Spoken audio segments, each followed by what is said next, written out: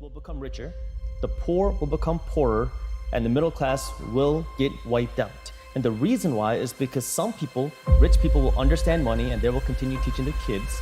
And everybody else, the majority of people who have no idea what's happening, will continue to become poorer because they don't even see it happening. The moment you take a paycheck, you're an employee, and that's the mindset.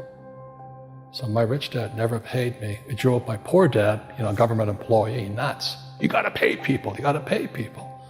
And rich dad was not saying that the paycheck was bad. He says you didn't want to be a slave to money. So as an entrepreneur, if the rich dad folded, I just started another company. I don't need a paycheck. I don't need anybody to take care of me. If my government doesn't like me, I move to another country because they need entrepreneurs there. So the entrepreneur is not so much the business. The entrepreneur is really the mindset and the skill sets and the different set of rules. Small business does not operate in the same rules as big business.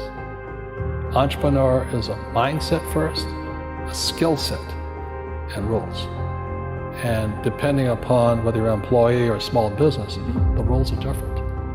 The mindsets are different, the skill sets are different. You inherited that, whatever it is, that poverty. You inherited that mindset, that idea of scarcity, that idea that you don't have enough money. You inherited that. Building wealth becomes a revolutionary act.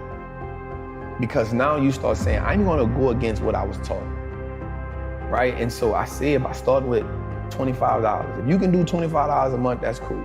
If you can do $25 a week, that's cool. But what happens is, once you start understanding the power of how your money works, you'll start saying, I don't need to do that because that's taken away from this. That 25 will now become $50. Guaranteed. That 50 will now become 100 because you're gonna start doing more with less. The person who works out and sees that they drop 10 pounds in 2 weeks says, you know what, I'm gonna go a little harder because I know if I can drop 10, I can drop 20.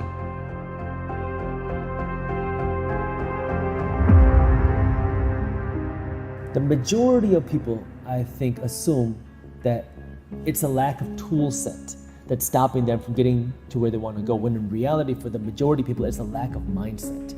Most of us have access to the tool set. It's just our mindset that's lacking. The mindset is one, believing I don't have enough money, I don't have access to enough tools, I don't have access to enough things to go and do it. That if I want to go and build a business, I need this, and this. I need $10,000, I need $100,000 to go out and do that. I need to have this type of degree, I need to have this type of parent, I need to have access to these types of people in order to go out and build a successful business. If I want to go out and invest my money, I need $10,000 before I can invest for it to be worthwhile. Why would I want to start investing with $10? What is that going to do? When in reality, these small investments do build up. If you are 21 years old today, and you start by investing just $100 a month, which is just over $3 a day, and you do this consistently until you retire, until you're 65 years old, 66 years old, and you can get an average 10% return on your money. That doesn't mean it's a 10% return every single year. It's an average 10% return over the course of investment, which is the average stock market return. You will retire a millionaire. Savers are losers and cash is trash. And yet people are, I want a high-paying job. Well, that's an obsolete idea. Get out of debt is an obsolete idea. You should learn how to get into debt, how to use debt to get rich, and they'll never teach you about taxes. The reason the 1% is way up here and the 99% are going this way is because when you print money, two things happen: inflation and taxes. It's going to crush you. How do we start changing the mindset? And some people might be like, but why would you tell them that? Because what happens is you got to start somewhere. You got to make the game winnable in the language that we can understand. And so once you learn English, now you say, you know what, I want to learn Spanish, I want to learn French, I want to learn that, because now you understand the power of words. Right. And so once they started understanding the power of the game, it was like, okay, I can play this game. And so it was powerful for me when my homies in the street started investing their money. And it really is that shift. I call it the minority mindset, thinking differently than the majority of people, because it's doing something different. Most of us are taught just to be consumers. We're never taught to do anything else. And think about the last time your teachers taught you about the importance of investing your money. You have to be willing to go out of your way to learn how some of these things work, because if you don't, you're just going to be a pawn in the system. And it's very unfortunate. It sucks. And this is where I'm trying to help provide that education, because these are things I never grew up learning. These are things that I wish somebody would have told me. Like once you start understanding the fundamentals, you give yourself power, because you now understand, like you said, you see how the machine works, right? And so most people look at the machine and marvel and say most people look at the stock market, 98% of the people who I know look at the stock market and say, yo, that's not a game I can play. I'm staying away from it. And so the way it's set up is, the world is set up, well, listen, cool, I don't even want you to play it. Just give me your money, I'll play it for you.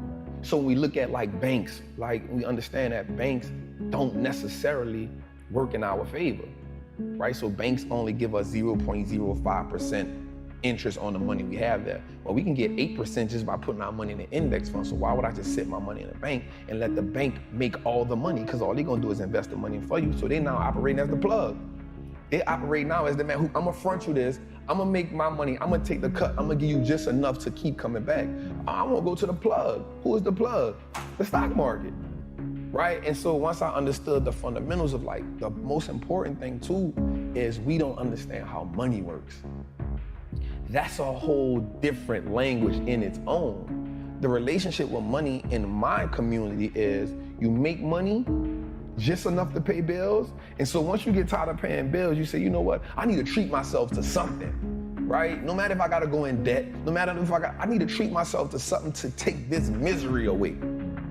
So you treat yourself to something that you can't afford at the time, right? But it makes you feel good in the moment. And so because it makes you feel good, you say, you know what? I'm living. This is a reprieve from everyday struggle.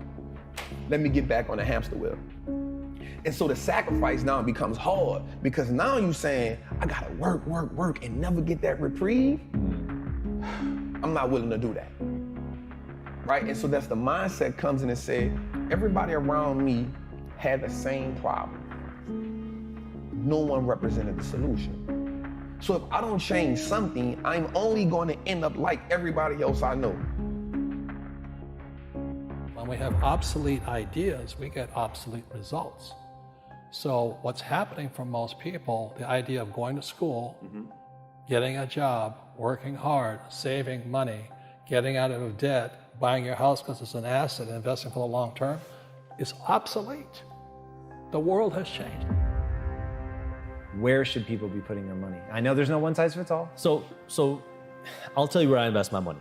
I invest my money in 5 places. My business, market briefs, and other startups. I invest my money in real estate, invest my money in stocks, invest some money in cryptocurrency, and invest some money in physical gold. Now, before, my active investment, main one, was real estate. That was the thing that I loved and the thing that I really understood. So anytime I had extra cash, I would go out and buy rental properties. But now I'm doing less and less of that so I can have more money to invest in my own company, market briefs. I pay myself a salary. Out of that salary, pretty much all of that gets passively invested. It gets invested into stocks, crypto, and physical gold. So what does that mean, right? Well, in stocks, I have a system where every Wednesday, you can pick whatever day, it doesn't really matter. But for me, it's Wednesday. My money is automatically pulled out of my bank account and it's invested into a few different ETFs. So an ETF is an exchange traded fund, and you could think of it like a group of stocks. So instead of going out and investing in Amazon, one company, and then hoping Amazon grows, you invest in a group of companies. Like some will give you exposure to 30, some will give you exposure to 500, some will give you exposure to thousands. There's a bunch of different ETFs out there. And there's ETFs for a bunch of different things. Like one example that I invest in is the S&P 500 ETF. The S&P 500 is a group of the biggest 500 companies on the stock market. And so when you invest in this ETF, you're literally or indirectly / directly investing in the biggest 500 companies on the stock market without individually investing in all of them. You invest in one ticker symbol and it gives you exposure to all of them. So you're in essence investing in the companies that make America, America. You're investing in America. You can invest in specific sectors, technology, healthcare. You can invest in companies around the world, emerging markets. And so you can find these ETFs, again, Google search, YouTube, you'll find kind of the things that you'll see what you're interested in, buy what you're spending your money on. And so that's one thing that I do. I have a few ETFs, every Wednesday I'm buying that. And then I have my cryptocurrencies. So for me, I think cryptocurrency is going to have a lot of value in the future, but I also believe it's going to be very volatile. I think we're going to see a lot of, just like anything else, there's a lot of dumb money in crypto. And, anytime you have all this money that was printed, right, money's going to want to go to dumb places. And so I think that we're going to see some cryptocurrencies go under. And again, what is that going to do? It's going to create panic, it's going to create volatility, it's going to create fear. So, especially when the newer asset class, you have to be willing to understand that and withstand that. And so, I understand that, I'm not the most educated person in crypto, but I understand the basics. I believe in the value of the blockchain. So I invest in Bitcoin, Ethereum, and a couple of the smaller coins, the things that I believe in, and that's happening every day. And then I invest in physical gold. Every month, I have some cash going to buy some physical gold every month. And so this is happening on autopilot. It's automatic, it's passive, and it's consistent. And it's just a simple way for me to invest. So the real entrepreneur has an internal focus. That if they fall down, they say, oh, this is good, because I'm going to go up higher. The average person will fall down and say, oh, I'm going to take some Prozac. Or somebody has a mistake, oh, the mistakes don't matter. Well, mistakes matter. It means you didn't know something. But a real entrepreneur, whether they fall down, they always can go up. They can stand back up and go higher. That no matter what happens to them, they get stronger and better and smarter and happier. But a person with a weak internal mindset is that they're so afraid of what happens, it generally happens. Like, people who are afraid of losing their jobs, they generally lose their jobs. You know what I mean? Yeah, so everything you can comes through you. Yeah, so the entrepreneur first job is to control inside here, not outside there.